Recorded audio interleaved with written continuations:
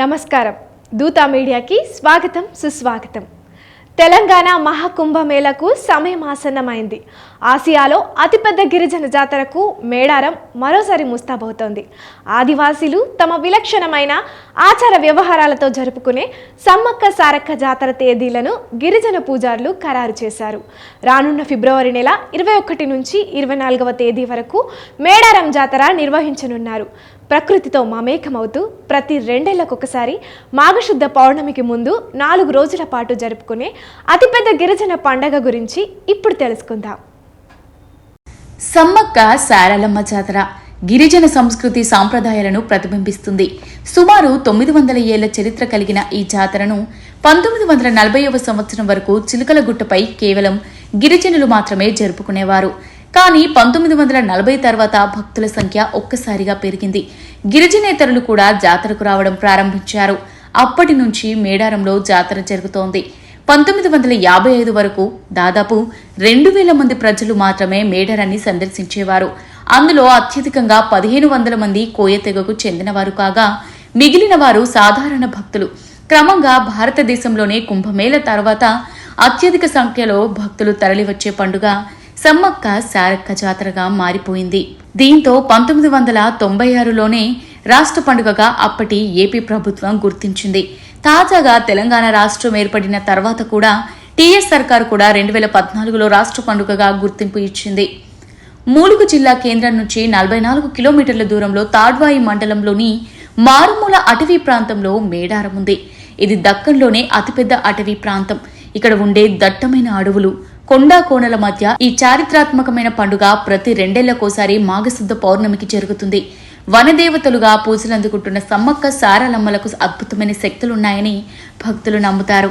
అందుకే తమ కోరికలు నెరవేరాలని తెలుగు రాష్ట్రాలతో పాటు పొరుగున ఉన్న ఒడిశా, ఛత్తీస్గఢ్, మహారాష్ట్ర, మధ్యప్రదేశ్ నుంచి గిరిజనులతో పాటు సాధారణ భక్తులు పెద్ద సంఖ్యలో తరలివస్తుంటారు. ముఖ్యంగా సమ్మక్క శక్తుల గురించి అనేక గిరిజన పురాణాలు చెబుతున్నాయి. 13వ శతాబ్దపు గిరిజన పురాణం ప్రకారం వేటలో ఉన్న కొంతమంది గిరిజనులు పులుల మధ్య ఆడుకుంటున్న నవజాత బాలిక సమ్మక్కను గుర్తించి తమ గిరిజన అధిపతి వద్దకు తీసుకెళ్లారని కథనం. ఆ బాలికను గిరిజన నాయకుడు దత్తత తీసుకుని పెంచడంతో పాటు కోయల గిరిజన నాయకుడు పగిడిద్దరాజుతో వివాహం జరిపించాడని, ఈ సమ్మక్క దంపతులకు సారక్క అలియాస్ సారాలమ్మ, నాగులమ్మ, జంపన్న అనే పేర్లతో సంతానమున్నారని పురాణంలో ఉంది. మాఘశుద్ధ పౌర్ణమి రోజున కాకతీయుల రాజు ప్రతాపరుద్రుడితో జరిగిన యుద్ధంలో భర్త పగిడిద్దరాజుతో పాటు పిల్లలు సారలమ్మ, నాగులమ్మ, జంపన్నలను కోల్పోయిందని చరిత్ర చెబుతోంది. ఇదే సమయంలో సమ్మక్క సైతం రక్తపు ధారలతోనే యుద్ధభూమి నుంచి నిష్క్రమించి చిలుకగుట్ట వైపు వెళుతూ మార్గ మధ్యలోనే అదృశ్యమైందని కథనం. సమ్మక్కను వెతుక్కుంటూ వెళ్లిన అనుచరులకు ఒక పుట్ట దగ్గర పసుపు కుంకుమలు గల భరణ లభించడంతో దాన్ని సమ్మక్కగా భావించారు. అప్పటి నుంచి ప్రతి 2 ఏళ్లకోసారి మాఘశుద్ధ పౌర్ణమి రోజున సమ్మక్క సారక్కకు చేసే పూజలే తర్వాత కాలంలో జాతరగా మారినట్టు తెలుస్తోంది. భక్తుల కోరిన కోరికలు నెరవేరడంతో వనదేవతలు సమ్మక్క సారలమ్మ జాతరకు జనప్రవాహం పెరిగింది. అలా కాకతీయుల కాలంలో మొదలైన సమ్మక్క సారక్క జాతర నేటికి కొనసాగుతూ వస్తుంది. జాతర తొలి రోజు కన్నెపల్లి నుంచి సారలమ్మను గద్దకు తీసుకొస్తారు.